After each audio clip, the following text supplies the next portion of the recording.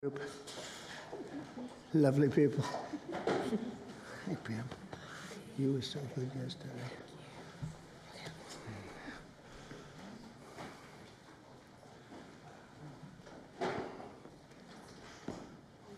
Thank you very much. I was just dealing with people from the Middle East, Arab people and other people on the potential peace deal for the Middle East. Peace for the Middle East, that's a beautiful phrase, and we hope it's going to come true, but it's very close. And they're doing very well. We have a great team over there, great negotiators, and there are unfortunately great negotiators on the other side also. But it's something I think that will happen, got a good chance of happening. I may go there sometime toward the end of the week, maybe on Sunday, actually, and we'll see. But there's a very good chance negotiations are going along very well. We're dealing with Hamas and many of the countries. As you know, we have all of the Muslim countries are included. All of the Arab countries are included. Very rich countries and some that are not so rich, but just about everybody's included. It's never happened before. Nothing like that's happened before. And our final negotiation, as you know, is with Hamas. And it seems to be going well. So we'll let you know. If that's the case, we'll be leaving probably on Sunday, maybe Saturday, maybe a little later than Saturday evening, but that seems to be our schedule. It should be clear to all Americans that we have a very serious left-wing terror threat in our country. Radicals associated with the domestic terror group Antifa that you've heard a lot about lately, and I've heard a lot about them for 10 years. And other far-left extremists have been carrying out a campaign of violence against ICE agents and other officials charged with enforcing federal law. In Chicago, anarchists have surveilled at least 4 local ICE facilities and posted diagrams of the buildings online, meaning nothing but bad, accompanied by photos of specific ICE agents that they're targeting, one in particular who's a top person and a great patriot. In July, approximately a dozen Antifa-aligned militants stormed the ICE facility in Texas and then lured officers out of the building before firing dozens of rounds at police. They were crazy, frankly, shooting one Texas officer in the neck. And in Portland, Oregon, Antifa thugs have repeatedly attacked our officers and laid siege to federal property in an attempt to violently stop the execution of federal law. Everything we're doing is very lawful. What they're doing is not lawful. And what the governor and the mayor of, as an example, you could say of Portland, and you can say certainly of Chicago, it's not lawful what they're doing. They have to be very careful. In addition, 2 weeks ago, a radical left terrorist in Dallas conducted a sniper attack on a local ICE facility, killing 2 people and leaving behind a note that read, "Hopefully this will give ICE agents some real terror." That's bad.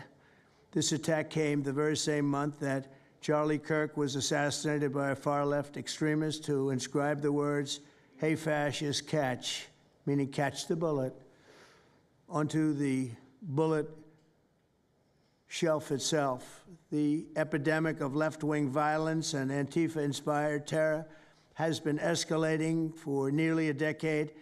At universities, Antifa has organized riotous mobs to attack campus speakers. I see it all the time. And these are agitators, anarchists, and they're paid.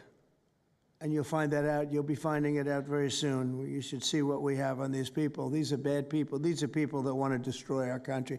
We're not going to let it happen. They've used armed gangs to assault local police in cities nationwide, and they've attacked journalists reporting on their crimes. So the journalists that report on their crimes, don't worry, you're very safe. I hope that's not going to turn you around, but they have been very threatening to people, but we're going to be very threatening to them, far more threatening to them than they ever were with us, and that includes the people that fund them. Probably some of the people I know, some of the people I dine with, but if they do, they're in deep trouble. So we're going to be looking very strongly at the people that are funding these operations. When you see the signs, and they're all made out of a beautiful, beautiful paper, beautiful, nice, stiff, very expensive paper with beautiful wood handles, all the same, all the same color. They come from very expensive printing machines. These are not people that write out their signs in a basement that believe in something. These are paid anarchists. At least 3 of these courageous journalists have personally been victims of Antifa attacks. Andy Ngo has been repeatedly beaten by Antifa thugs for his work in Andy is a very serious person, too, I have to tell you. I've been watching him for a long time. Is Andy here? That's what I thought. Hello, Andy. I thought that was you. You're looking better than you do out on those streets, huh? You look much better. It's nice to have you. You feel a little safer here, I think, maybe. Well, not that safe, because you have them. You have to worry about that.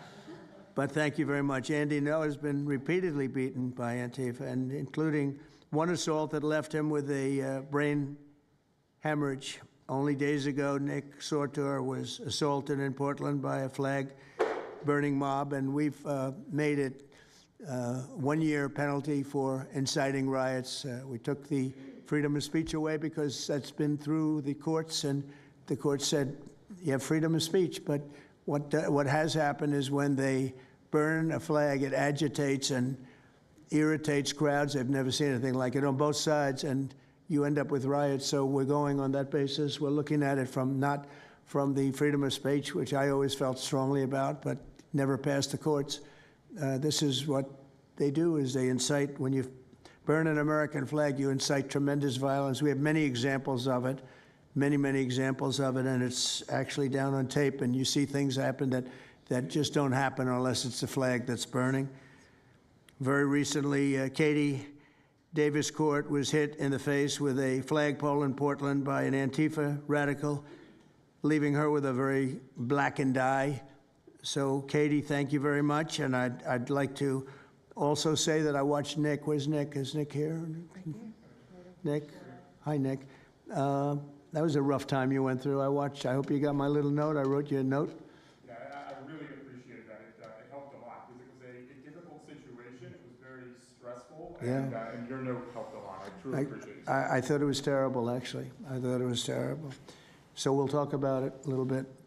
Under the last administration, the Department of Justice targeted faithful Catholics, Christians, and patriotic parents as domestic extremists. They said, oh, they're extreme because they believe in God. They're extreme because they go to a Catholic church, or evangelicals, where everybody was under the gun.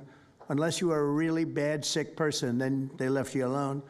Under the Trump administration, we're going after Antifa criminals, and all who fund and support their campaigns are in serious trouble. And we have a lot of records already, a lot of surprises, a lot of bad surprises. It's people that you would never think. I want to thank Attorney General Pam Bondi, who, by the way, yesterday was incredible in Congress.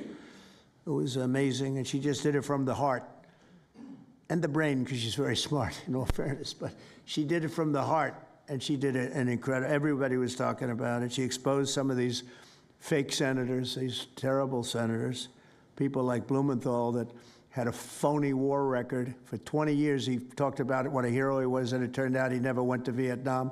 For 20 years, he talked about being a hero in Vietnam. Then it was exposed when he said what platoon he was with, and it was exposed that somebody was watching from that particular platoon. They said he was never with us. And then he went out and he cried, and he was ready to drop out of the election. And disgraceful. And then he looks at people like Pam and he starts criticizing her, and she's a patriot. They ought to do something with that. You know, we have a young congressman that's right now in jail for lying about where he went to college and other things. It was, you know, frankly not good. It was pretty bad. But it was nothing compared to Blumenthal. I mean, what Blumenthal did, he was for 20 years a hero, a great war hero. And then he sits back and, you know, sanctimonious kind of a guy, looks down, how dare you do this to the American public, you know? What a fake. But I thought Pam was incredible yesterday, as well as Secretary Kristi Noem, who's really out there courageously, and I appreciate it, Kristi, amazing what you're doing. FBI Director Kash Patel, who's really coming up with some great information, Kash. It's great. Keep it coming, because there's plenty of it. Deputy Attorney General, one of the best lawyers you'll ever find, Todd Blanche, who I know personally is a good lawyer because I'm here. Thank you very much, Todd. Good job, Todd. Let me ask Attorney General Bondi to say a few words, and then we'll follow it up with Secretary Noem and Director Patel. And we're going to have some of the people around the table, very courageous people, and they're going to be talking, journalists, almost all, and they're going to be talking, and we'll take some questions from the press at the end. Okay, Pam, please. Thank you, President Trump. And as you made clear, Antifa is a domestic left-wing terrorist organization. We've seen them on video for years because they wanted to be seen and they got away with it. They beat journalists, they attack courthouses, they attack police stations, they dox and assault our law enforcement officers. The Biden administration let them commit these crimes with total impunity for years.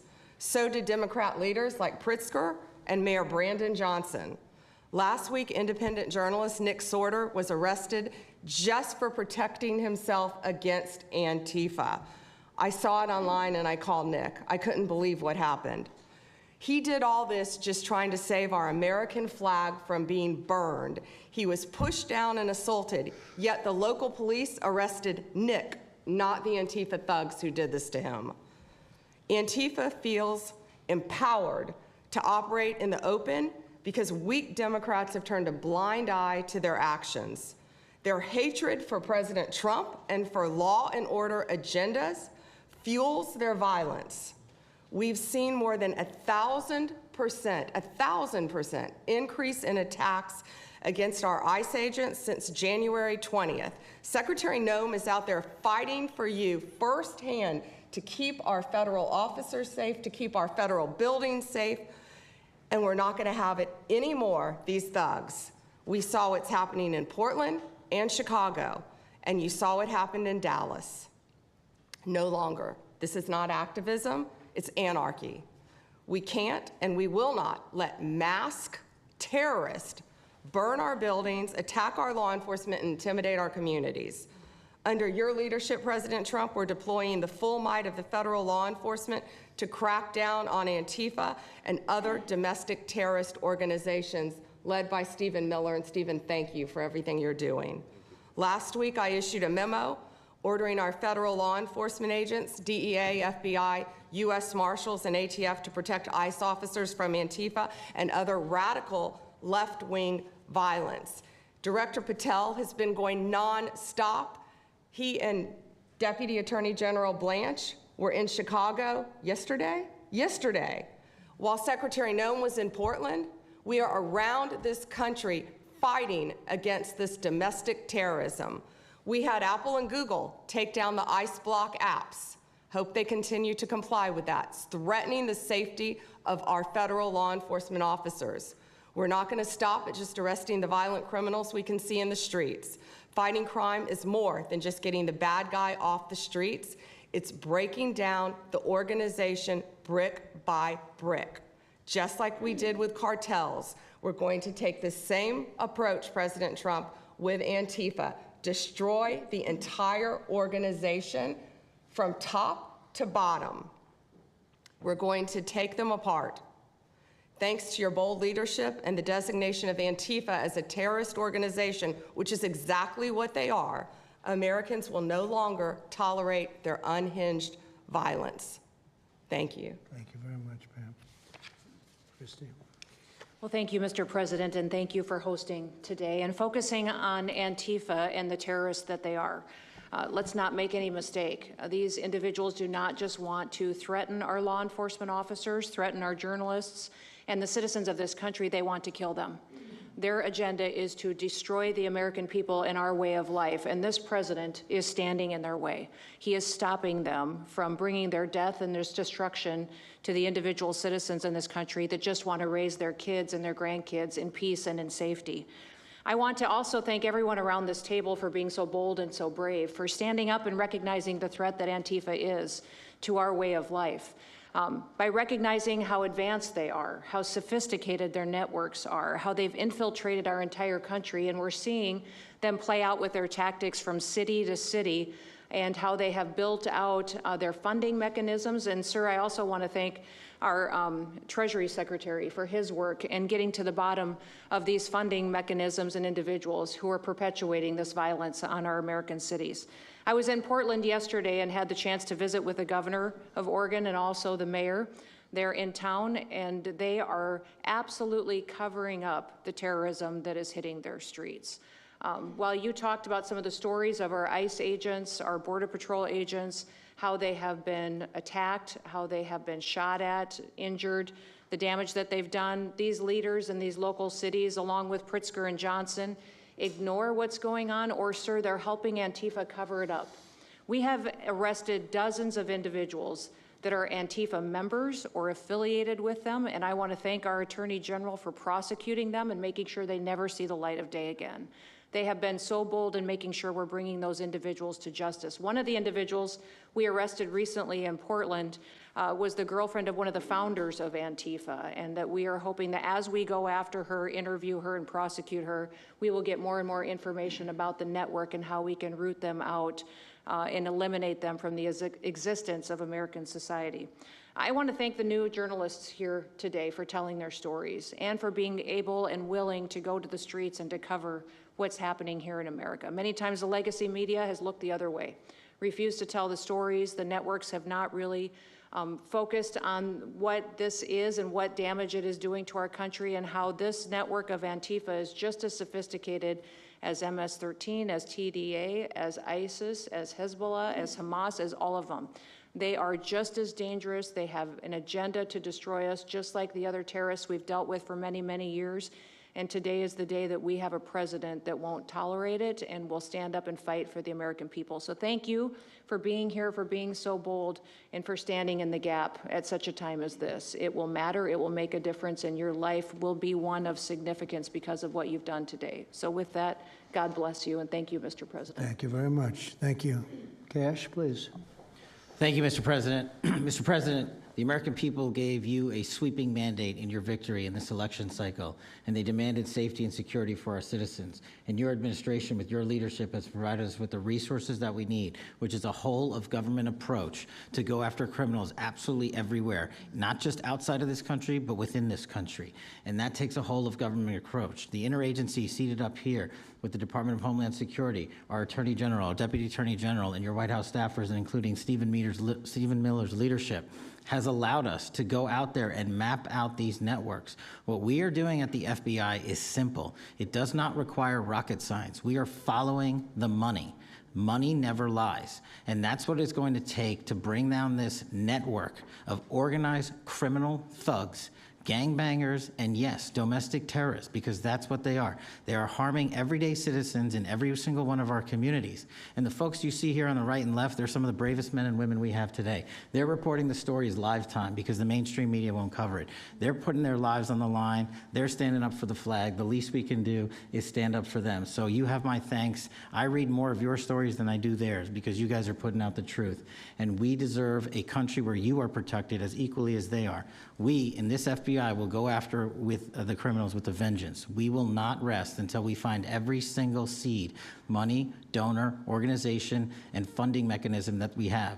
And I want to echo the Secretary's comments on Scott Bessent, who's allowing us to map out these networks through their financial criminal activities, which has been going on for decades. And I would like to remind the American public, they built this disease temple of corruption over decades. And in 8 short months, Mr. President, you have crippled their foundation because of your leadership here, because of the interagency, because of people like Deputy Attorney General Blanche, and because of Attorney General Pam Bondi's fearless leadership to go after criminals wherever they are. They will not be able to hide. They were able to hide and conspire with prior administrations, and we are exposing their corruption from within.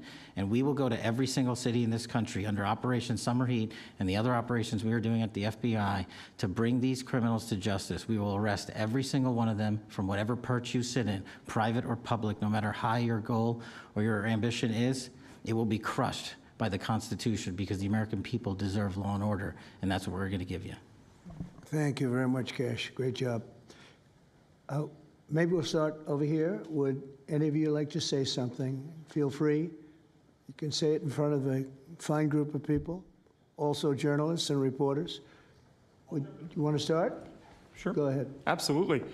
President Trump, members of the cabinet, really appreciate you guys bringing this together. And the fact that we are here today on such short notice shows how serious you guys are taking this issue of trans terrorists and frankly, the cities and police departments that are cooperating with Antifa, such as Portland. I mean, the Portland politicians are literally willing to sacrifice their own citizens just to appease these Antifa terrorists. It's sickening. I've seen it firsthand, obviously. When I went to jail that night, never expected it to happen. I thought that they were maybe removing me for my own safety. It never crossed my mind that I was the one that was being arrested for a crime after I was just thrown into a hole. I heard from the Department of Homeland Security after I had gotten out of jail, and one of your, I won't say exactly who it was, but somebody very close to Secretary Noem over here said that they were legitimately worried for my safety in the Portland jail. But luckily the Portland jail was, I was the only one there, essentially, because they don't actually arrest people in Portland, besides conservative journalists, I guess. So look, I'm glad that it was not a good night for me. Let's just say that. It was not fun sitting in that jail, but I'm glad to see what has come of it. And I've been able to talk to a bunch of FBI agents, ATF agents, DHS agents that I didn't even know existed until I went there and went to that ICE facility. And the morale is at an all-time high. It is so exciting to see these guys know now that they have the backing of the Secretary, the DOJ, as well as the President of the United States, and they are there to do their job. They are going to fulfill this mission and deport these violent criminals. I believe one of the ones that I did a ride-along with Secretary Noem yesterday, President Trump, and there was a pedophile that had come into the country 5 times over the past 7 years. 7 years, and apparently under the Biden regime, that was just allowed to happen. That was fine, no problem. It's concerning to me that you're seeing the Portland Police Department, as well as the governor of Oregon, and the mayor, of course, coming out and running defense for pedophiles that have entered the country illegally 5 times. It's crazy. I'm glad it's taking a front row seat in the media. And, you know, they're being forced to talk about it in reality because, you know, we're the ones that were on the ground. We're the ones that are actually reporting what's going on. And you know, much of the legacy media has been either ignoring it or covering for Antifa for years now. So thank you guys so much for taking this seriously. And President Trump, you mentioned that flag. So remember, you put out a truth right after That's right. I saw that. Took this flag from that man that was burning it in the street. I saw it. Do you know who he is? Oh yeah, I know exactly who it is. So why don't you give it to Pam? Give it to the Attorney General, and let's start prosecutions. Yeah. I actually have a second flag that he tried to burn as well. So I have 2 of them from the same guy. Well, you also saw what happened when that flag started burning. Everyone went crazy. That's right. And that's when it started, when they started burning the flag. So thank you. If you could give the information, it would be great. Absolutely. And at least that horrible night made you famous. Right? You got He was something already out of it. I got a text from the President of the United States, so I appreciate that. And President Trump, after that happened to Nick, I called Harmeet Dillon and we opened a pattern and practice investigation into the Portland police very publicly as to how they let this happen. Thank you, sir. Mr. President, Brandy Cruz, you're going to hear us be very fired up today, and you can tell, and it's because some of us have been covering Antifa for 15 years and have never had anyone in a position of authority even acknowledge their existence. And I'll also tell you that I think that had you not done, the single most powerful thing you've done to deal with this scourge has been acknowledging that Antifa is a real thing. I genuinely believe there would be people at these tables who would be dead today and would have been killed in Portland had you not called them a terror organization and said, we're going to bring the full weight of the federal government to bear. I talked to Katie Daviscourt in Portland the other day. She'd been assaulted all summer. And she said the same thing. They didn't seem quick to violence as soon as you made that designation. So they're thinking in their heads, they're worried. There's been 24 or so arrested in Portland. They don't want to go to federal prison. There's this video of them, one of them who was in the face of an ICE agent, and then he's in custody shaking. Once you take the mask off, they're nothing. Right. And I was told by probably a dozen people not to tell you this. I'm going to tell it to you anyway, because it's relevant to what we're talking about. I'm living proof that you can recover from TDS. I had strong Trump derangement syndrome for probably 8 years. This is one of the reasons I recovered from it. And by the way, it's much better to not have TDS. I'm happier, I'm healthier, more successful. I even think I got a little more attractive after I got rid of my Trump derangement syndrome. Yes. You know, I'm a reporter in Seattle, and frankly, I could not care any less what any of you have to say about this meeting. Could not care any less. We're not here for you. I'm not here to convince any of you that Antifa is a real thing, because if you have not come to that conclusion by now, you are never going to come to that conclusion because you don't want to see it. And you're going to go and you're going to say it's a bunch of right-wing conservative influencers who are here spinning a tale. I was one of you. I was a mainstream reporter in Seattle for 10 years. I was a TV reporter on the streets doing my job, and I was still assaulted by Antifa. So it's not about being conservative, it's about people who go there and show what they're doing. And when I saw, after all those years, that the media wouldn't be honest about what was happening, that Democratic politicians wouldn't be honest about what was happening, I thought, well, gosh, if they're not being honest about that, maybe they're not being honest about President Trump either. And it opened my mind to just looking at things for what they were. And now I find you quite funny, actually. Now it's like I said, I'm much happier about it. But you know, for me, again, I could not care any less the stories that they go to print. This is what I care about. We have 3.5 years. Nothing is guaranteed, although I think if Democrats keep it up, we'll probably have Republican presidents for the next 3 decades.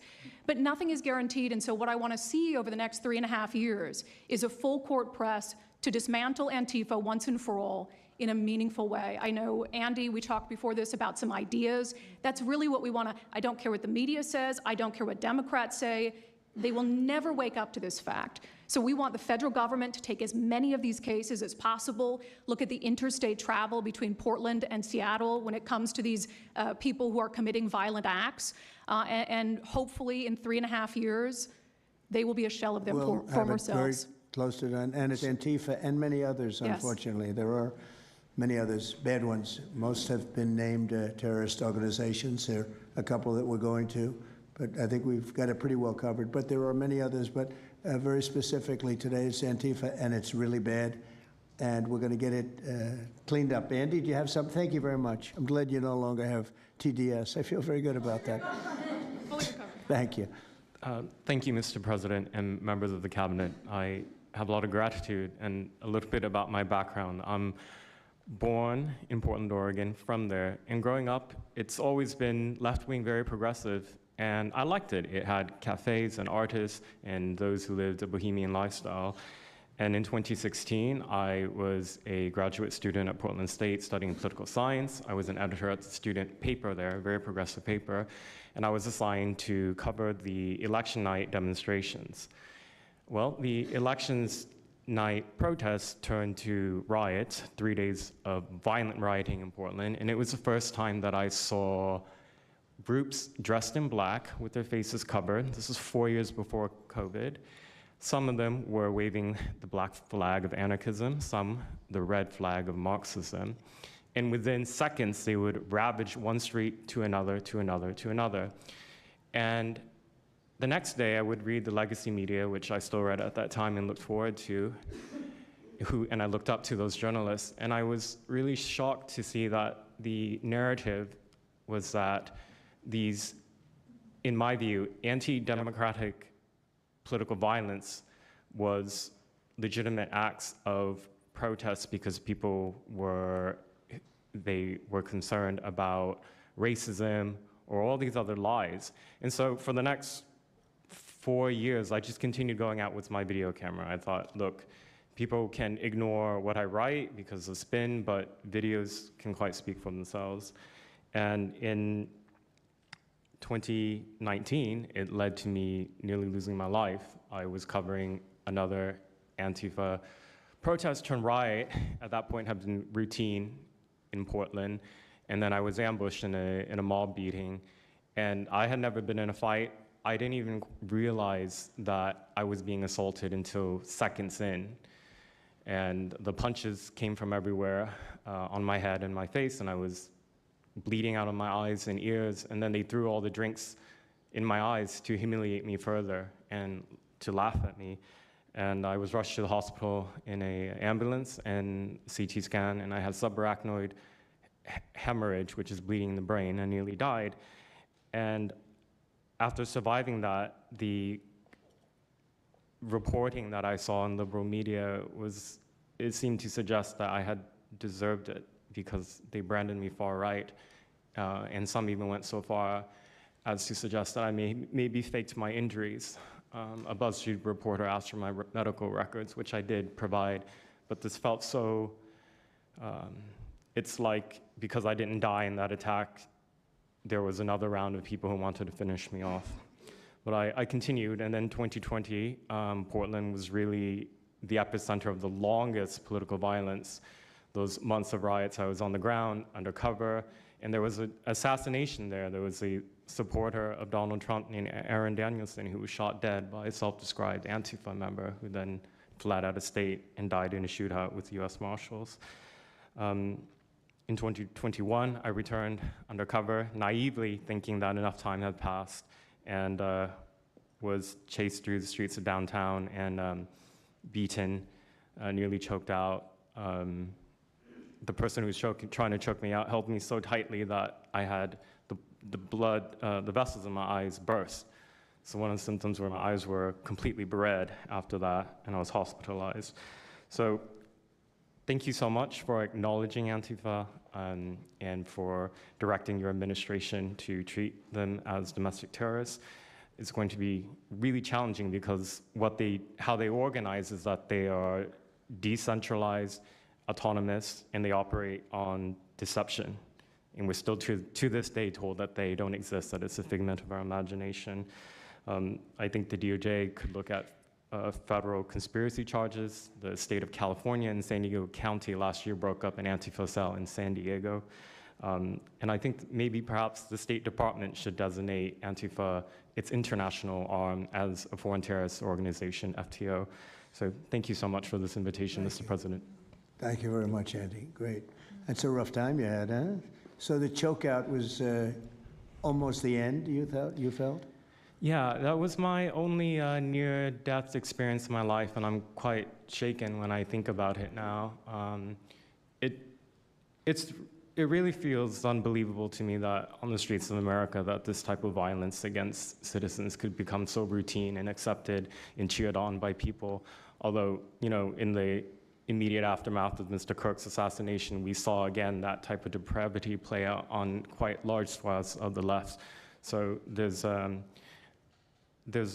deep sickness that's in this country right now, and it pains me a lot to acknowledge it. Yeah, the amazing thing is you look at Portland, and you see fires all over the place. You see fights and, I mean, just violence. It's just so crazy. And then you talk to the governor, and she acts like everything is totally normal. There's nothing wrong.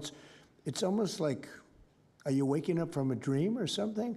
You see it on your network. You see it all over the place. And it's so bad. It's so crazy. It's like the movies you see for the kids, I guess not only the kids, adults also, where you have these bombed out cities and these bombed out people. It's like worse than that. I don't think they could make a movie as bad. And then the governor will get up and say, I don't know why they're coming here.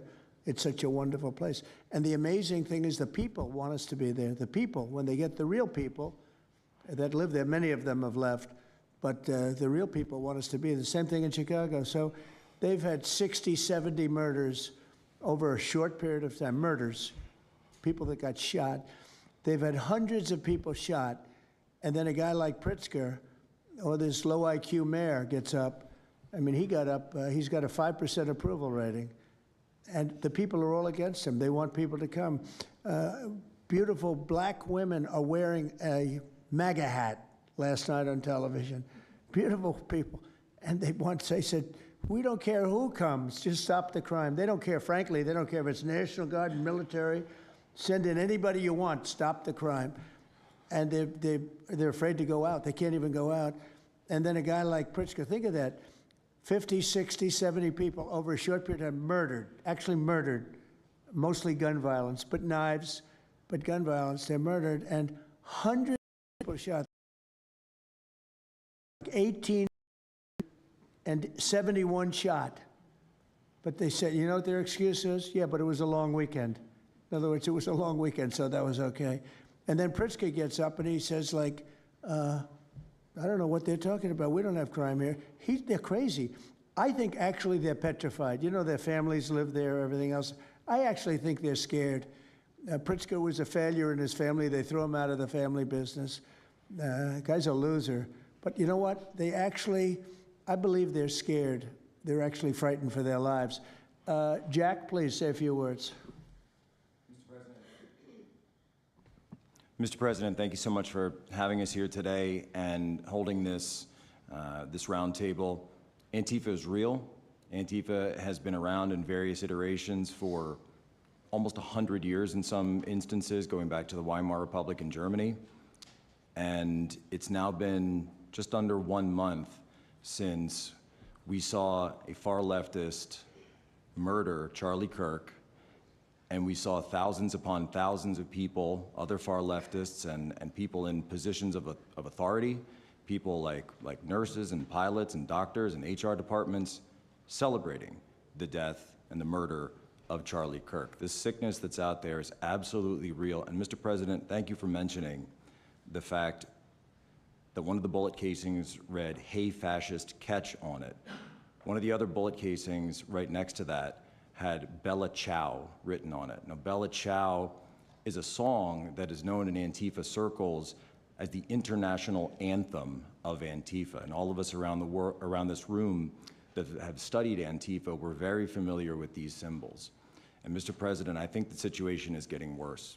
When you look at people like Luigi Maggioni, in his 20s, Thomas Matthew Crooks, of course, who took a shot at you, sir, the ICE shooter in Dallas, and now this Tyler Robinson, we're starting to see a pattern of more and more murderous violence.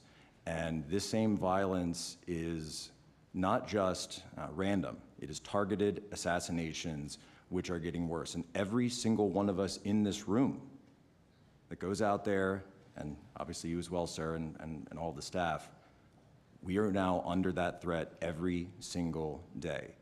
And working there at Turning Point USA, and I've spent just about the last month out there in Phoenix with Erica, with the family, with the team.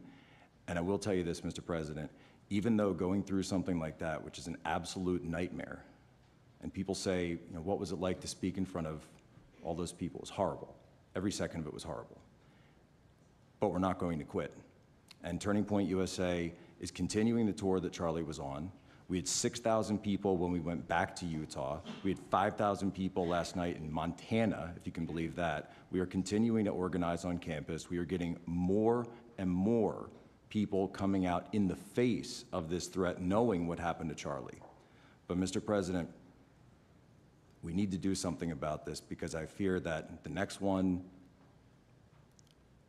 who could be killed could be sitting at this table right now. And we're not going to stop. But they need to stop, and they will not stop until they are stopped. Thank you. Thank you, Jack. I appreciate it very much. One thing I have to say is that Washington, D.C. was almost as bad. I don't know what could be worse than Portland. You don't even have stores anymore. They don't even put glass up. They put plywood on their windows, but most of the retailers have left. But Washington, D.C. was so bad, and Pam, I'd say it took 12 days to really make it pretty good, and a month to make it great. And now people are going out to dinner. The restaurants are booming. They don't have enough seats. They're opening up new restaurants because many of them closed. And people are walking down the street totally safe. A reporter, I'm not sure if she's there. I can't see somebody reported there. She is. She was violently assaulted. And I don't know, she tends to be somewhat liberal, but she wasn't liberal on this one. I appreciated your honesty, but that won't happen again. It won't happen again. You're lucky you're alive, frankly, with what happened. I know exactly what took place. So Washington, D.C., our capital, we thought we'd start there appropriately, and it's safe, and people are so happy. They're so happy. And now it's a couple of months. I went to dinner there. I felt totally safe. I gave a press conference right in the middle of the street, which I don't think Secret Service was thrilled about. But, you know, I'll tell you what, I wouldn't have wanted to do it 6 months ago. It's incredible what happened. Now we're in Memphis. As you know, we're having a great impact in Memphis. It's been only a week, but it's, Cash, I hear it's been amazing what's happening there, just very early. But you take a look at D.C. and you take a look at some of the other, we've had a big impact there. What we haven't said, because Pritzker said, well, crime is going down in Chicago. Well, 5 months ago, Cash went to Chicago with a lot of FBI agents just to prepare it so that we went in with, I guess you could call it a surge, call it whatever you want, but would be even more effective. And we're going to be doing that, and very, very strongly doing that, because Chicago is a very unsafe city. It's a great city. The head of the Union Pacific Railroad said, sir, please save Chicago. It's a great city. It can be saved. Other cities are gone. I mean, they're lost. They can get better, but they're just really, they've been so decimated. But I'm so proud of what they've done so quickly in D.C., and it's taking place quickly in Memphis, where we were asked to go by the mayor and by the governor. And it's really incredible what we can do and how fast we can do it. Let's go for two more. Would you like to go? And then Katie, you'll go, okay? Please. Yeah, thank you, Mr. President, for having us here. And not to sound like a broken record, but it needs to be said that Antifa is real. Yeah. It's real. It's a threat. I just saw them last weekend over in Portland while they're causing mayhem over there. And the reason why they're such a big problem is because we have Democrats and a lot of people in the mainstream media refusing to acknowledge that they even exist, right? So how can we as a country begin to address it when you have large swaths of these people who are supposedly decision makers and people who are supposed to inform? They don't want to say that it exists. Because the common argument is like, well, they're not a real organization because there's no national leadership, they don't have a national headquarters, so how can law enforcement go after a group that doesn't exist like that? Well, law enforcement goes after criminal groups that organize to rob banks or do smash and grabs. They don't have a registered LLC, they don't have official membership cards, they don't have a business address, but law enforcement still goes after them because they're working as a group. These people don't just show up, randomly at the same time to do the same thing, dressed in a very similar fashion, espousing the same ideology. And they say, well, it's an ideology. It's like, well, yes, it's an ideology because there's people alive, present, that believe in it, and they're acting on it. And so I've been very well aware of what Antifa's been doing. I was very busy during the riots in 2020. That was probably my most exposure to them prior to this year.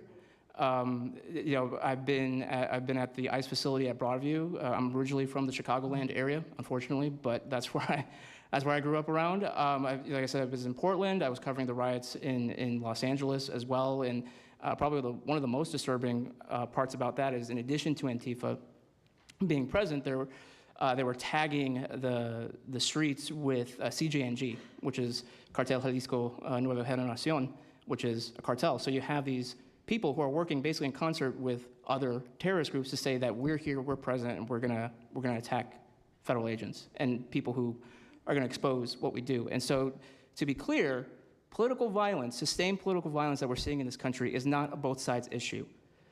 I was, I was at Charlie Kirk's memorial in Glendale recently. Conservative gathering, totally peaceful. It was the most peaceful gathering that I've been at. Every other time that I've been covering violence in the streets, just this year, just this year, it's always been from left-wing people, radical left-wing people. And it's not even just Antifa anymore. The shooting that happened the defensive shooting that happened in the Chicago area, that wasn't someone dressed in black bloc. That was just somebody that had taken upon themselves to go out and try to interfere and ram federal vehicles. So people are becoming more and more radicalized, and it was to be expected, unfortunately. And the reason why we're in this position today is because after I was done covering the riots, I was at the border from the San Diego sector all the way down to the Rio Grande Valley sector, covering the border crisis month after month. And we all knew the solution to that. We all knew why it was happening. It's because, well, it's racist to have a border. It's like, well, actually, it's not, but okay. And so it required you to come back into office and to fix the problem, but it's no longer just a border issue. It's a nationwide issue, and that's one of the reasons why you got elected back into office, because thankfully the American people said we're not going to deal with it anymore. But unfortunately, there's a lot of people, as we've seen, who are willing to take to the streets to do violence. And that's a scary thing, because typically when I was in 2020, I was covering Minneapolis, Los Angeles, Portland, Seattle. I was over in Chaz, and that was to be expected. But now, because the issue of immigration, illegal immigration, is so widespread, riots can happen anywhere. Attacks can happen anywhere. So that's why it was weird kind of going back to my home state to cover this violence. I mean, just after the Dallas shooting, they were chanting outside Broadview, shoot ICE, shoot those, efforts, shoot those efforts. So I'll just leave that. Thank you so much again for having this. This is very dangerous. We don't work for companies that have billions of dollars. We're running and gunning often on our own. We became friends. A lot of us are friends because we would see each other all the time, and we became friends because we wanted to have someone watch our back while we're out there. Because like I said, we're just out there. And but we'll continue to do it because it's an important topic. It's an important issue. The American people deserve to know what's happening in these chaotic situations, and we're more than happy to do it. So thank you, sir. Great job. Thank you very much. Katie, please. Hi, Mr. President. It is an honor being here today, and I first wanted to start by thanking you guys for designating Antifa a terrorist group. It's exactly what this group is. It's a long time coming. I'm an investigative journalist from Seattle. I work for the Post Millennial alongside Andy No and Jack Posobiec. I have been infiltrating Antifa cells in Seattle and Portland for the past decade. I know their inner workings, and Antifa uses extreme political violence to crush the civil rights of their political enemies and believes that violence is justified by any means necessary. But today, I want to focus on what is happening in Portland at the ICE facility. I've been covering this for the past 4 months, and this is a call out to corporate media who has completely ignored this story or has falsely reported on it. This is nothing short other than a sustained attack on the United States, which is being supported by Democratic elected officials. The Portland Police Bureau has completely abandoned several blocks outside the ICE facility, giving away their jurisdiction to a terrorist group who has spent the past 4 months harassing, assaulting, and intimidating anyone they perceive to be against their cause. Not only have federal agents been relentlessly assaulted for more than 100 consecutive days, black-clad anarchist militants concealing their identities behind black facial coverings have been assaulting reporters just for trying to cover their crimes. Today, I am sitting here with a black eye and a concussion after being violently hit in the face with a metal pole while reporting outside the ICE facility just this past week. After the attack, I immediately went to three Portland police officers who refused to detain the suspect. I took the time to chase down the suspect in the streets, had her held for 35 minutes. I was waiting for Portland police to come, and they never came. Then that's what opened my eyes to what this group is actually doing. I watched 20 Antifa militants help my assault suspect escape into an Antifa safe house that is 1 block away from the ICE facility. And this safe house is where Antifa-affiliated protesters are conducting paramilitary operations. It's where they're arresting, they're showering, they're eating to continue this occupation. I have staked out this safe house and have observed shift changes.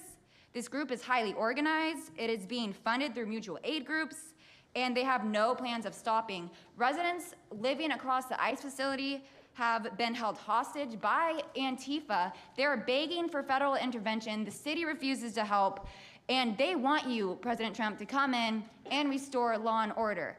I want to stress the importance of taking this situation seriously because when I first started reporting on this occupation, I went undercover in Black Bloc. I talked to these Antifa militants. I lasted for about a month.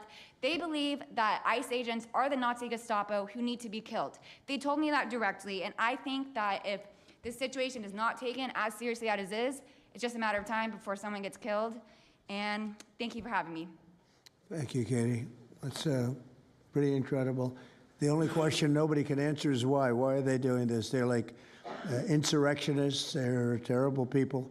But you really wonder why. Why are they doing it? What are they gaining other than they're obviously paid? They're paid a lot of money. Go ahead, please. Mr. President, if I can answer that question, the reason why they're doing it is because the same media that's sitting in this room with us has declared all of us at this table Nazis and fascists, and they've been doing this for years. This is why Antifa feels emboldened to attack us. Now, almost every single person at this table has been threatened with a steel bat.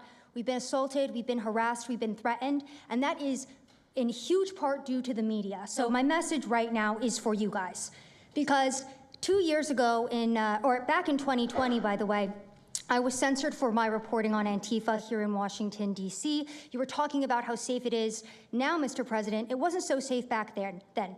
Back in 2020, I watched as a father was being mobbed and surrounded by Antifa members as his terrified, crying children looked on and the police here did nothing. I watched as a woman had her hair violently ripped out of her skull simply for waving an American flag on the streets of Washington, D.C.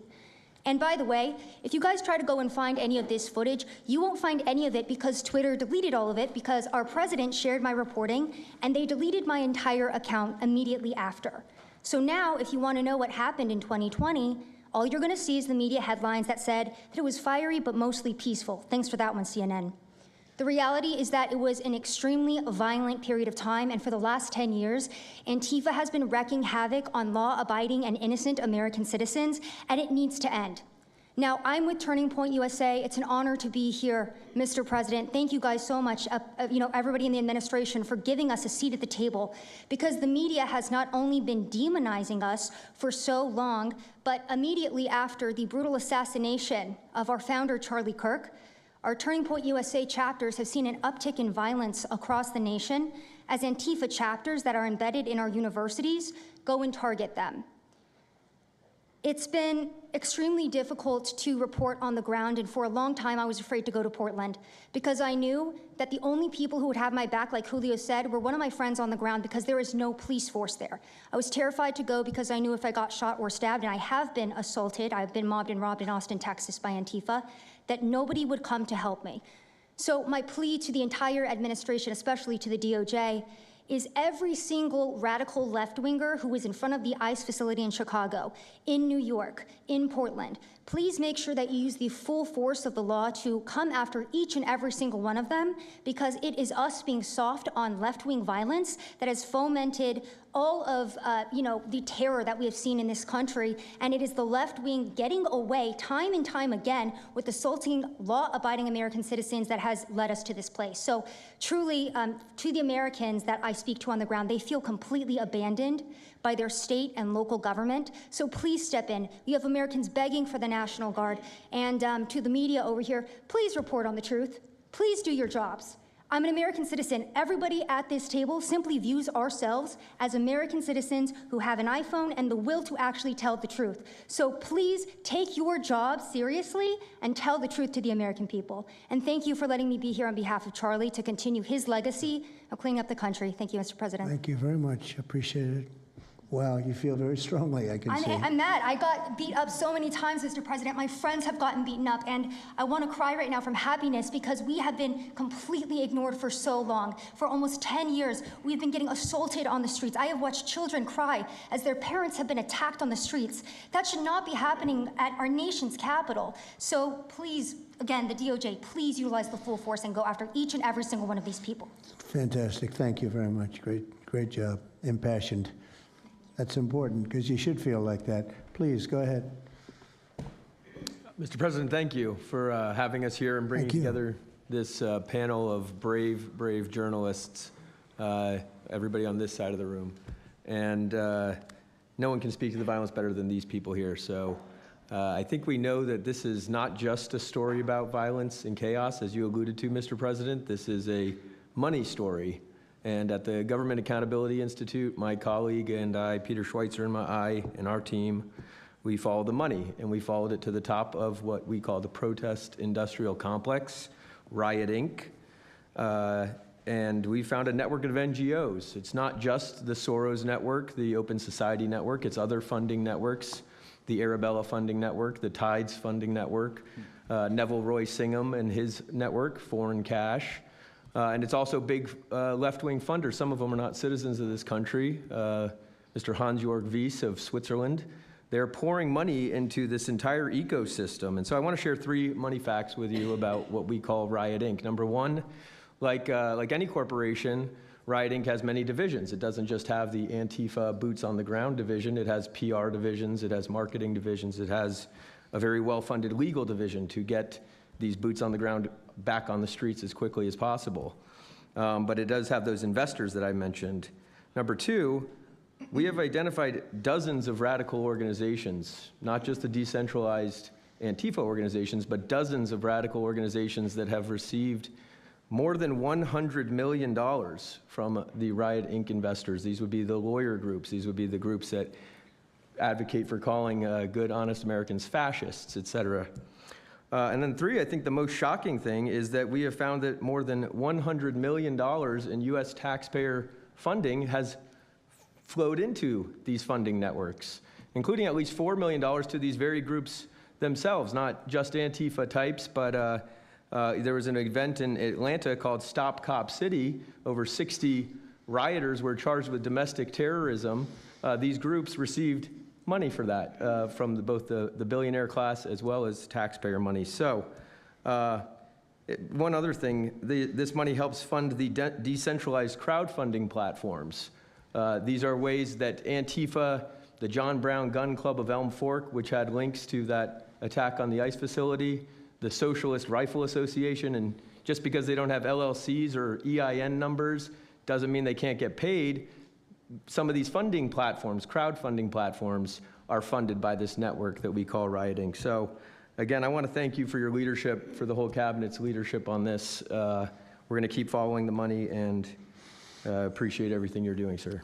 Do you know the name of any of the funders? Do you know the names? Because if you do, I'd like you to give them to Cash or Pam. Absolutely. Or Christy. Yeah, we'll do that. As soon as you can. That's all of you. Because you probably know the names after a certain period of time. You tend to find out. But these are people that do not have good intention for the country, and that's treasonous probably. So if you could, very important, if you could do that, that would be great. Nobody would know better than you. You'll figure it out. Thank you. Please go ahead. Yeah, my name's Nick Shirley. I'm 23 years old. I'm a 100% independent YouTube journalist. And over the past year or so, I've been able to go to 15 countries. I've hung out with people in the gangs of Brazil, in the favelas, in the prisons of Secot. But yet the most dangerous places I have been here in the United States, unfortunately. And I've had the opportunity to show people about the protest Antifa here in the United States, and there's nothing organic about what they are doing here in the United States. I've watched people be bussed in from states. I've watched the same lady at a protest in Atlanta be bused to the protest in DC and then in New York City. There's nothing that is honest about what they are doing. And they have signs. I've seen the same signs here in DC and in London as well. It's a big organization and corporation that they're running. And people may wonder, like, what's the threat to us as Americans if we go? Well, you'll be labeled as a fascist, you'll be labeled as a Nazi, and they'll wish death upon you, because they wish death upon me. And just last week in Portland, Oregon, I watched a lady get trapped in her car, surrounded by Antifa, and her sister messaged me after seeing the video. She said, the only reason I think my sister was safe is because you were there recording. I also was chased out by a member of Antifa who said he would smoke me, and next thing he knew, a DHS sniper had lasers on his chest. If he was not there, who knows what would have happened that day.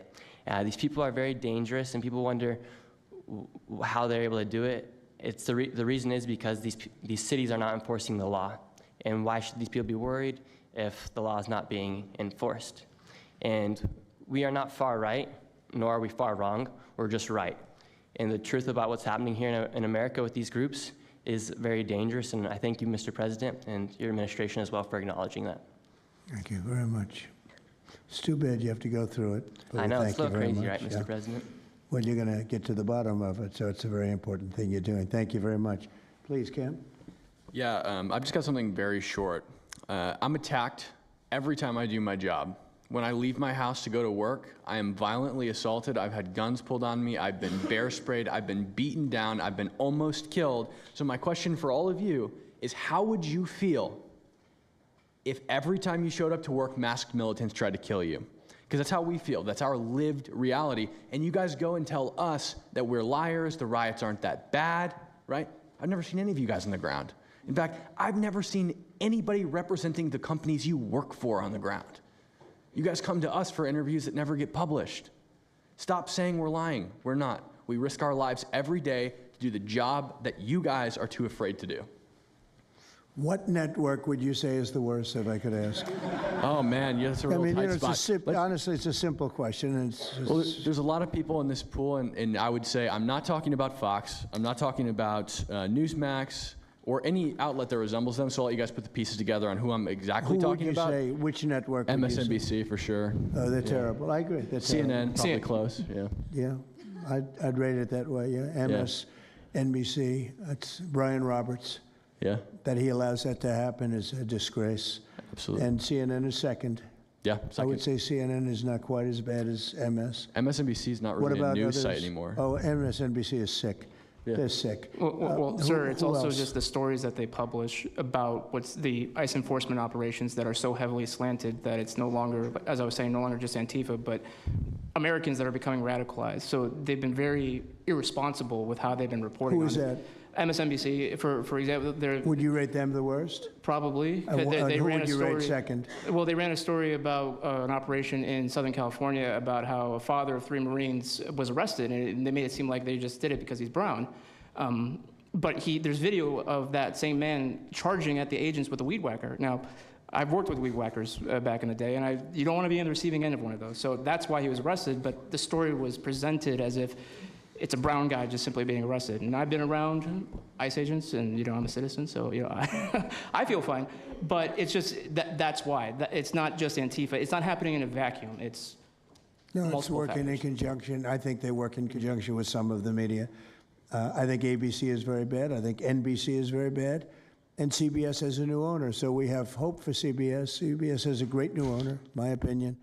But I will tell you, ABC is terrible. NBC is terrible. NBC's MSNBC too. They changed it. They moved it over legally so they couldn't be tainted by the words MSNBC, but they are absolutely terrible. There are a lot of them. What about independents? Independent networks. They're a little bit better, but I would say that we're an example of how you don't need to be part of a super large company to be able to do just basic journalism. All you got to do is sit and record, and you'll let the story play out. And that's why they hate us. That's why Antifa targets us. Well, I watched a level of dishonesty that's incredible, where answers are changed. Like just before the election, an answer was changed by Kamala. She gave a horrible, death-defying, election-defying answer, and they took the answer out and they replaced it with another answer that she gave 5 minutes later, having to do with a different subject, but at least it wasn't election-defying.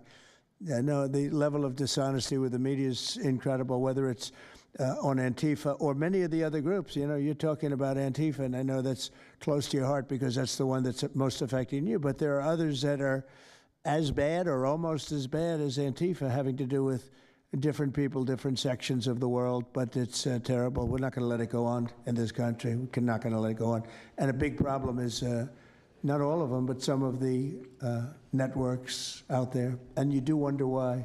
You really do. Okay, please. Go ahead, yeah. Mr. President, thank you again. Thank you. My name's Jonathan Cho. I am an investigative reporter for Frontlines Turning Point USA. I'm also a senior fellow at Discovery Institute in Seattle. And I cover far-left extremism as well as the homeless drug crisis in America. And I find it oftentimes those worlds intersect. And hot off the presses, what I wanted to bring to your attention today is a report from a Capital Research Center here in DC in conjunction with Discovery Institute. They just put out this study right now. And what it shows is that Antifa is heavily embedded in the homeless and housing nonprofit sector. In many cases, the homeless industrial complex is running cover for Antifa. Antifa is benefiting from American tax dollars, and they're essentially being used as the muscle. Let me give you an example. There's a group called Stop the Sweeps in many US cities right now. They get in front of encampment sweeps. What they're doing quietly is they're bringing in Antifa militants to manufacture a crisis to make the police look bad. Another group right now that is behind Antifa and working with Antifa very closely, based on the research that we have right now that we're going to give to you and your team, are the Democratic Socialists of America, also known as DSA. Again, these far-left progressive groups tend to be aligning themselves with Antifa. So finally, in closing, what I wanted to thank you again, Mr. President, is that a few months ago, earlier this year, you put out an executive order on homelessness and the drug addiction crisis in America, and that's sent the entire homeless industrial complex on the run. You have absolutely moved the needle and changed the game. But what's also come out, again, is that there is a connection, a deeply embedded connection with the homeless housing nonprofit game in America, connected to Antifa and the far-left activists. And finally, I just wanted to say that all of our resources at Turning Point USA and Discovery Institute are at your disposal, and we will continue, again, to carry on the legacy of Charlie Kirk. He would have wanted us to pursue and chase this story. Well, he was a good friend of mine, as you know, and he helped us get elected. Us, it really is us. It's even some of them, but not too many of them, not enough of them. And did you notice when we mentioned CNN and MSDNC, the cameras went off. 2 of the cameras immediately went off, but they're not going to cover it anyway. The problem we have is that this is a very important meeting, but you'll see very little press about it. These are major statements being made by major people, including the people right here, and you're not going to see too much about it. They don't like to cover this kind of thing. So it's very dishonest what's going on there. I think the press is a big factor. Please, go ahead. Thank you, James. Mr. President, thank you so much for having us all here to bring attention to this matter. You know, you did mention MSDNC, CNN, a handful of those other outlets that have been lying about, I mean, various things, but especially what ICE, the brave men and women over at ICE have been doing. I was talking to Antifa members in Portland the other day, and you know, a lot of these people genuinely believe, they buy these lies, and they genuinely believe that they're fighting against literal Nazis and not brave men and women that are putting their lives on the line to basically, you know, enforce basic immigration law, right? That everyone seemed to agree with up until maybe a few years ago, a handful of years ago. So once again, thank you so much for having me. My name is James Klug. While my primary job is traveling around the country, having conversations with Americans about various political topics and issues, you know, I have had a lot of run-ins with Antifa over the last 5 years. And I do think that Antifa is a primary reason why many conservatives are afraid to go out and protest and make their voices heard and maybe bring friends and family to a demonstration and exercise their First Amendment right, because they are literally deathly afraid. And I talk to these people all the time. They're afraid of militants showing up in black bloc and hurting them and their families. And, you know, I've personally witnessed Antifa assaulting hundreds of police officers. I've witnessed them firebombing police departments and federal property. I've witnessed them making death threats against federal agents, police officers, journalists. I think I've witnessed every single person here, maybe not personally, but I've seen them get, you know, hunted down and attacked. And so, you know, this is a group that is responsible for a good percentage, if not a majority, of the violent riots in 2021 and 2020, when Democrat mayors had a kind of a hands-off approach with these left-wing militants. Just as a quick reminder for everybody, we're talking about dozens of murders that happened in those riots. We're talking about billions of dollars of damage to property and communities all over the country. We're talking about thousands of officer injuries. So this isn't just like some little thing that they're, you know, oh, they punch a journalist here and there. No, they're responsible for a lot of damage and a lot of people that have, you know, unfortunately died, and basically suppressing people's voices, you know.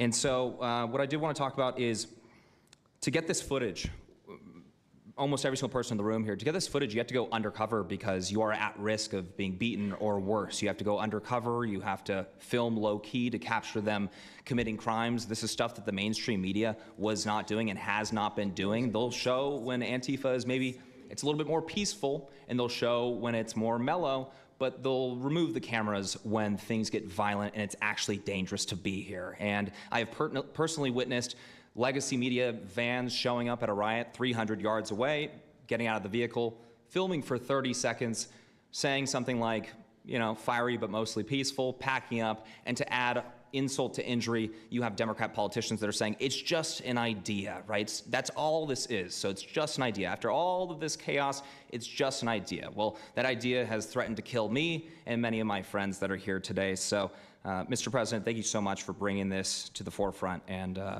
it's definitely making a big change. Really appreciate you. One question. So why is it there are numerous groups? I mean, Antifa is terrible, but you have other groups that I guess probably are almost as bad or just as bad. Not one other group was mentioned. I'm sort of surprised at that. You just come into contact with Antifa? It seems to be that you mostly come into contact with Antifa. Please. There's a lot of overlap, and I would say that, for instance, Jonathan brought up the Democratic Socialists of America. They're basically the same thing. I mean, there's a lot of Democratic Socialists of America who are out there in black bloc, you know, hiding their faces. And so I think we use, and I do understand, for the record, I do understand the challenge, as Andy pointed out, with Antifa as a graspable entity. I do. But at the end of the day, when you look at behavior, you prosecute behavior, right? We're not prosecuting ideas or ideology, you're prosecuting behavior. So whether you can prove that this amorphous thing is Antifa or someone has a patch that says Antifa, it doesn't matter. You know, did they assault someone? Did they assault a federal agent? Were they engaged in rioting? What is it? And so they're always using that, oh, well, they don't call themselves Antifa, even though some of them literally do. It's called Rose City Antifa. How long has it been around in Portland, Andy? Since 2007. They call themselves Antifa. In Seattle, I was outside the federal building, and they were yelling, there's no police here, this is Antifa land. And then at the same time, Democrats, like our governor, oh, Antifa is an idea. But yeah, I think Antifa can overlap with a lot of other entities and organizations. Okay, very good. Thank you. You know, President Trump, I just wanted to add this real quick, because you were asking which mainstream media outlet is the worst. What I think, it's any of them that decided to call Kilmar Abrego Garcia Maryland Dad. Because when I'm out there on the street talking to these people, you know, they call Maryland Dad is this human, he's actually a human trafficking MS-13 gang member that's illegally in the country. But the amount of people on the street that I spoke with that thought that he was a U.S. citizen that was being deported to Uganda is dangerous. These people genuinely believe, based on what comes out of the garbage standing over here, that you guys are deporting U.S. citizens. So that's what's causing all these problems. So when you have a governor like Pritzker in Chicago, where you have Illinois, which is in a lot of trouble. Chicago's there, you know, potentially great city again. It's not great now, but it could be great again. That's why we have to get there soon, because eventually you can't do that. What makes a man like that say that things are wonderful? Why doesn't he say, we love that President Trump is going to come and help us clean up Chicago and make it safe again, as opposed to fighting us and pretending that there weren't 50 murders and 200 shootings and all of that? Why is that? Go ahead, Nick. To spite you. To spite you, to spite the administration. That's simply what it's about at this point. Because, you know, if you go and talk to some of these citizens, like I'll use Portland as an example again, because I've been there for so long now. You talk to the neighbors that live in the apartments next door to the ICE facility. There are veterans with PTSD that live there, and they're hearing all night long screaming, fireworks being lit off by these rioters, children crying because they, you know, can't sleep at night and they're scared of all the noise outside, and they can't leave. They can't. I mean, they got a lease. You can't just leave. These people aren't wealthy individuals, and that's one of the major problems here. And these people are afraid to come out and speak out, and they're getting no help from their government at all. They've been begging for the noise ordinance to be enforced outside of their apartment complex for months now, and the city of Portland has ignored them every single time. The victims are, as I said, they're afraid, but the governments aren't doing anything because they want to spite the administration. It's all political. And the politicians make you feel like you're foolish, like there's something wrong. Like, how could President Trump be saying that about Chicago? And yet, the night before, you see that, you know, 11 people were shot, 5 people died, and you have him talking about like it's a wonderful situation. They make you feel guilty. And a lot of people don't get over that. They just don't get over it. I think they convince the people.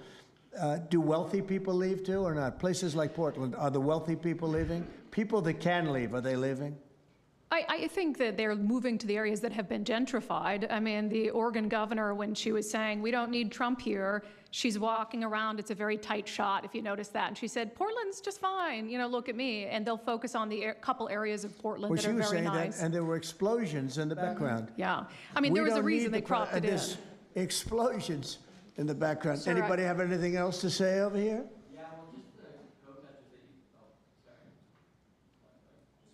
And then we'll get, should we be taking questions, or is it just a waste of time? Because they can ask questions, but, well, there's Brian, he's good. But you know what? In a way, it's a waste of time, because if you give a great answer, they don't put it on. If you give a horrendous answer, or even if you give a great answer, they make it sound like it's not a great answer. They're very dishonest. Go ahead, Nick. Yeah, and I think part of that dishonesty comes from what they see. For instance, I've never been asked to go on any other show besides Fox News. My clips go viral everywhere, but they've never even asked, like CNN's never asked, MSNBC's never asked. And a lot of times when I go to hotels, I'll stay and I'll watch like MSNBC. Fortunately, their ratings are terrible. They are terrible. MSNBC is dying, and CNN is dying like a dog. And poor CNN, it's so pathetic. It is very pathetic. You ever see their anchors in the evening? Nobody ever heard of them. Where do these people come? I could take anybody off the street in Washington, D.C. They'd do a better job. Yeah, and it's not hard to show what's going on these days. You literally have an iPhone and you can post it on X. They don't believe in the star system, you know. It's just one of those things, right? Okay, Nick, you finished, Nick? Yeah, Are you thank you very finished, much. Nick? Good job. Thank you very much. Well, you've been through hell, I tell you that, but you're really incredible patriots, incredible people. Go ahead, please, Brian. Brian, go ahead. I'm so thankful for each and every one of you here right now, and I'm very grateful that my network, Real American Voice, has partnered up with many of you. Jack and Sobin, you have a show on a network. Many of you, Savannah, have appeared on a network as well, so thank you for being here. My question is this: in terms of following the money, I would just notify that the city of Austin is cleared to vote tomorrow to basically waive a $120,000 fee so that a No Kings, basically an anti-Trump rally, can occur in their city. They're bypassing the fees, rolling it to the taxpayers. So my question is to you: what can the people of Austin, Texas do right now to make sure that their tax dollars don't fund a No Kings anti-Trump rally coming up? Well, you just tell me. I would love to do something about that. Bring a lawsuit, do something. You know, the best thing you can do is have honest elections, because the elections are totally rigged in so many of these places. You know, you take a look, the people, they're all loving you. They can't breathe. They love so much, every one of them. You don't see one negative, then all of a sudden you lose the election by 20 points. The elections are so rigged, and we proved that in 2020 more than any other time. But even the last election, there were areas that I won by much more. We won in a landslide, but I actually won in more of a landslide than we thought. I said, you got to get out, make it too big to rig. And fortunately, the people made it too big to rig. They tried. They tried. But the biggest thing you can do is have honest elections. You know, if you don't have, and you need great media. You need borders. Wait. You need borders.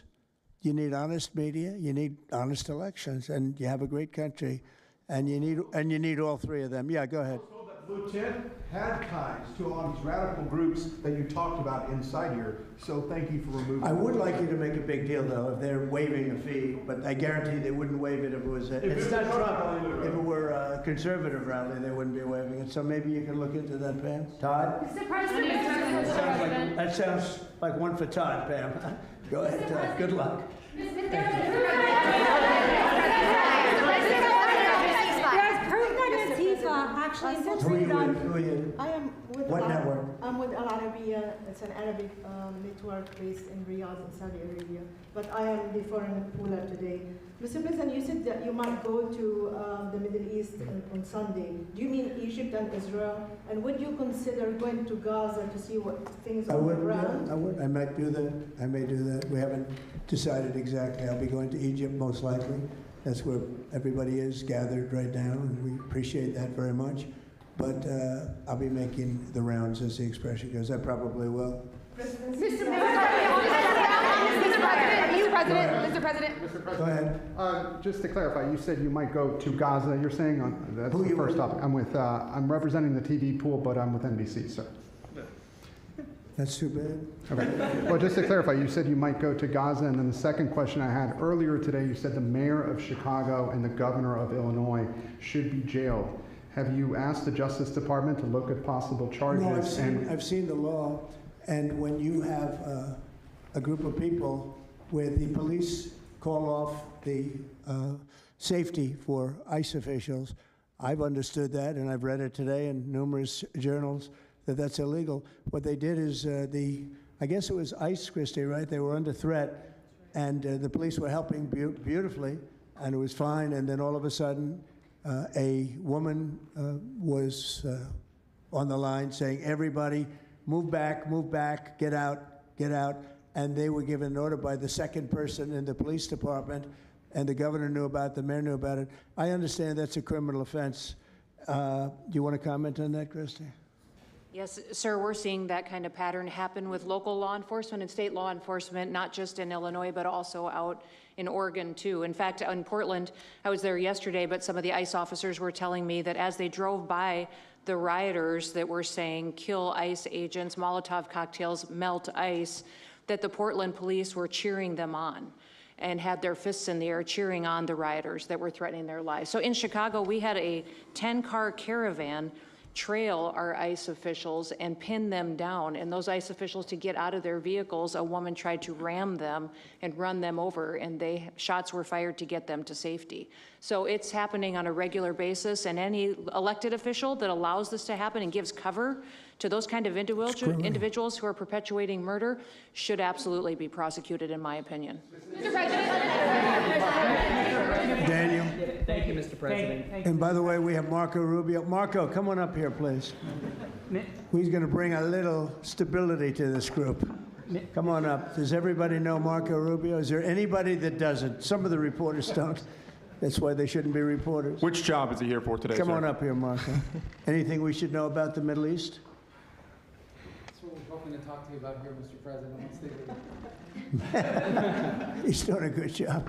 He was born for this job, I can tell you. Daniel, please. Mr. President, thank you very much. I have two questions for you, if that's okay. Seamus talked a little bit about the money aspect of this. Do you believe if you go after where the money is coming from with Antifa, in regards to Antifa, do you believe that would be similar to cutting the head off the snake, so to speak? And I have It would help. You know, I don't know that it would be totally complete, but it would certainly, you'd knock out 75%, 80%, 85%. These people, a lot of them don't believe it. You know, when I watch them, I say, I can almost tell a pro by, they're like professionals. That's all they do. And they get paid by somebody. I think it would knock out a lot of it. Yeah, not all of it maybe, but a lot of it. And then a follow-up to that is a lot of the people who we've listened to over the last hour, they've emphasized that Antifa, it's not necessarily this big organized thing. It's a bit ambiguous. It's deorganized. I think that's one of the words that Andy used. What is the challenges of going after a group that makes it intentionally difficult to go after and find? That could be for you, the Attorney General, anyone up there. Well, they're smart people, and they deceive. A lot of them are crooked people. A lot of them have been staying out of trouble their whole lives, and they've been bad from the day they were born, frankly. But these are sick people. Pam, go ahead, please. Well, they're smart, but they're not smart enough. Oh, my microphone's broken. They're smart, but they're not smart enough.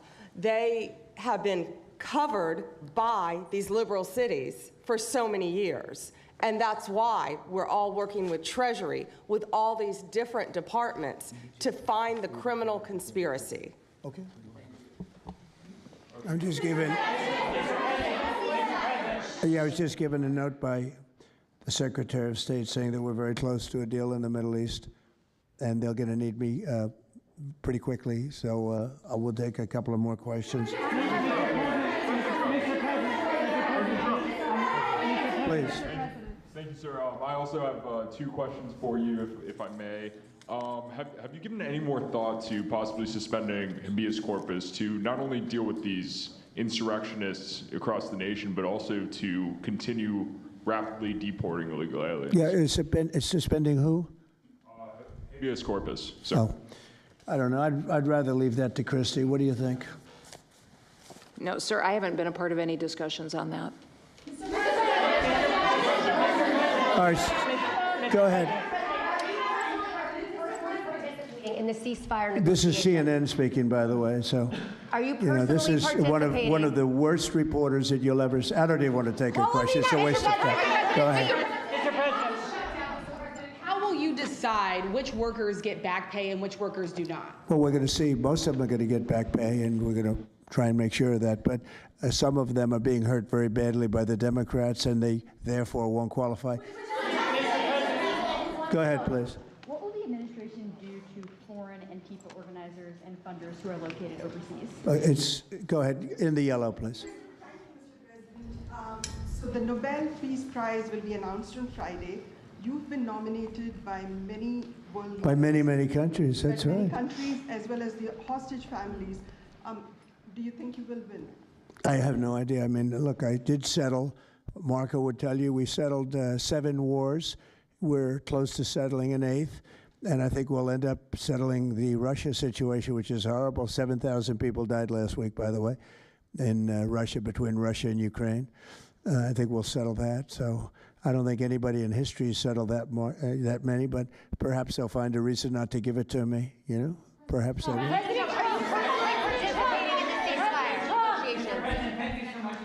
Thank you. Going to the shutdown quickly, what is your position on the extension of health care subsidies, which is what Democrats are asking for? All I want to do is very simple. I want to get the country open, and then we're going to discuss that.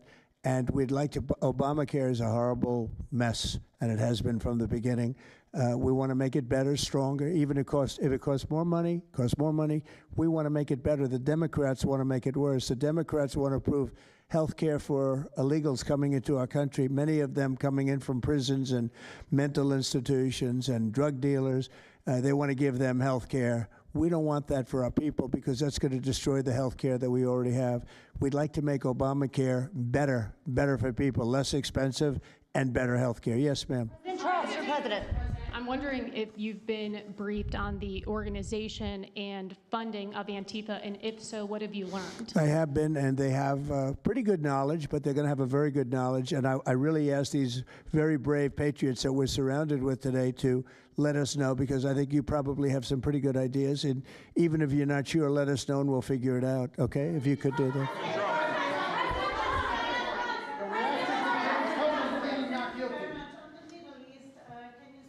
You're from Italy? No, I'm from France.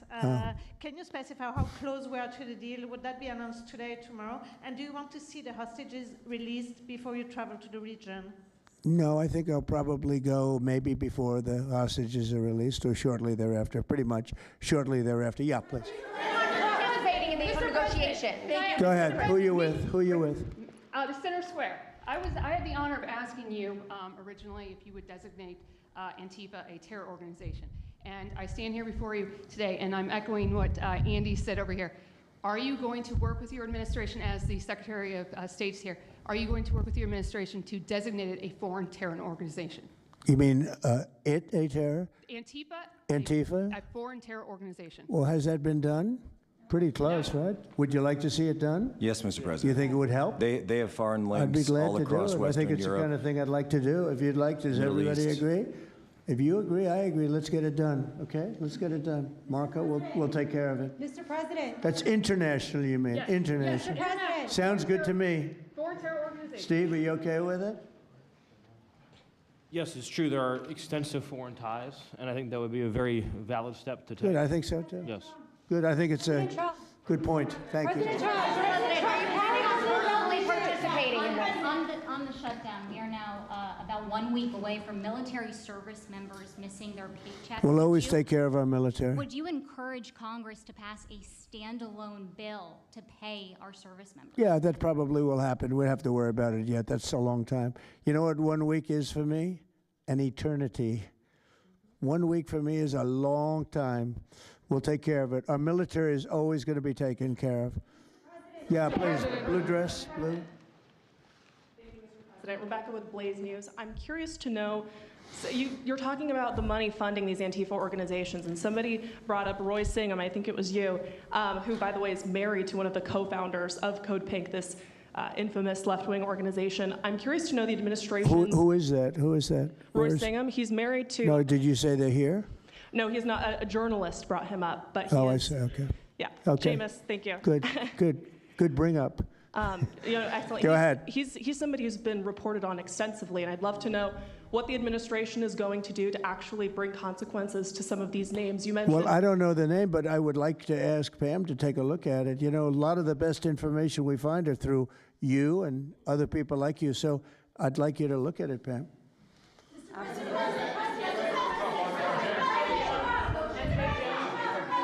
In the back, please. Proof that Antifa did infiltrate on January 6th, dressed up like Trump supporters and incited violence. Is that something that you would want the new J6 committee at Congress to look into? Well, I've heard that. They dress up like, they're fresh out of MAGA, but they have nothing to do with MAGA. And they make trouble and they try and blame it. And yeah, we know some of that and we will be acting on some of that. We've seen it. So I think you could stay a little longer, but the problem is, although you have some very honest journalists in here, you also have some largely dishonest journalists like MSDNC and CNN. I think they're very dishonest, unbelievably. It's like a waste of time even talking to them. But I have to go now to try and solve some problems in the Middle East, although I'm very well represented by our Secretary of State. He could probably do an even better job than me. But who knows? We don't want to take any chances. So we're going to go and do that. If you'd like, Pam, would you like to stay for another 5 minutes, 10 minutes while we have all these great people?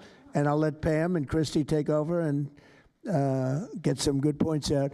I just want to thank the people around the table in particular. You've been amazing. You've been brave. You're real patriots. You're real patriots. And at some point, we're going to have to look into, at least in certain cases, rewarding you with some very important medals and honors, okay, as we have done and will be doing with Charlie Kirk. Charlie is getting the Presidential Medal of Freedom, which is our highest award outside of the Congressional Medal of Honor. And I think they're sort of even. One's civilian and one's military. But unfortunately, the civilian sometimes is military also because of what we have to go through on the streets of this country. I can only tell you this. We have a great nation. We have a nation that's right now the hottest in the entire world. We're the hottest nation in the world, despite all of the things we've been saying today.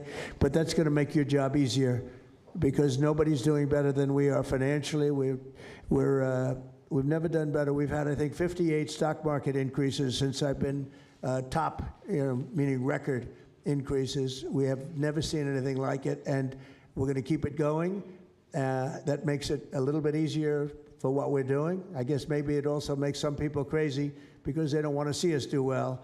But we're the hottest nation anywhere in the world, and we were a dead nation 1 year ago. I say it all the time. We were a dead nation. Now we're the hottest nation in the world, and that's said to by every leader. One of the reasons that we have every country already signed up or just about to sign, every country in the world on this whole mess we have going over with Hamas and the Middle East and all of the things you see, is they respect our nation. A year ago, you wouldn't have been able to get it. You certainly couldn't have gotten it with Biden. You didn't know where the hell he was. But a year ago, you wouldn't have been able to have a situation like this. So I just want to thank the people around this table, and certainly the officials around the table, because they've been incredible. They've been brave. And I watched yesterday, Pam, and I watched a little bit. I thought it was so good. I rounded up, and I watched it late in the evening because I thought you were fantastic yesterday. You really, look, you had some wonderful senators, some great politicians asking you very fair questions, and you had some real slime balls. But I thought you were amazing, so thank you very much. And Christy, thanks for the great job. Cash, thanks for the great job. Always my man back down there. He's the silent type, but he's a hell of a lawyer. Thank you all. We're going to get peace in the Middle East. That's what we want to do. Thank you very much, everybody. What specifically makes you so hopeful, Mr. President?